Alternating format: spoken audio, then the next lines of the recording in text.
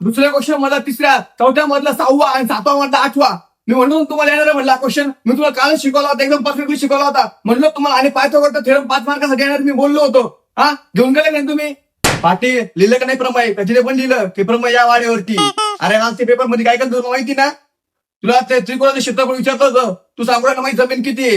अहो तुम्ही ग्रामपंचायत मध्ये नाही. अरे हा काय क्वेश्चन आहे का रे?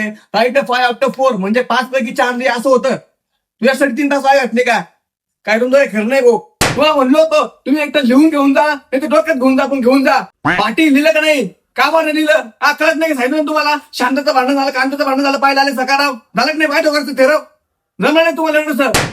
त्या चौथ्या क्वेश्चन मध्ये तिसऱ्याचं काय आलं तुझं? 4.5. तुझं उत्तर आलं रे 4. अरे रुखे आपली हाईट बारीक आहे म्हणून प्रत्येक ठिकाणी 4 द्यायचं का रे? निदान इथं तरी 4.5 लिहिना. 4 हाईटी म्हणून असं प्रत्येक ठिकाणी 4 लिहिशील का? साठे लिहिलं होतं ना? हा ओके.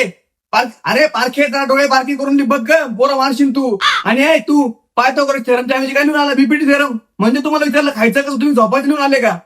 एसएससीच्या पेपर मध्ये तुम्ही काय लिहिता? आपण भान असतं पाहिजे. जाऊ द्या पोरांनो, एक पेपर खराब झालेलं काय होत नसतं. पुढच्या पेपरवरती लक्ष द्या. एक पेपर काय तुमचं भविष्य रिसर्च नाही करणार, कळलं का? तर बोला मग करिअर अकॅडमीची जय. आणि या पेपरांची आता नाही हाय गे. चला पुढच्या पेपरचा अभ्यास करा, इम्पॉर्टंट दिले तेच करा, कळलं ना? मी बोललो म्हणजे देव बोललेले. चला तुम्ही पुढच्या पेपरचा अभ्यास करा. Bye bye.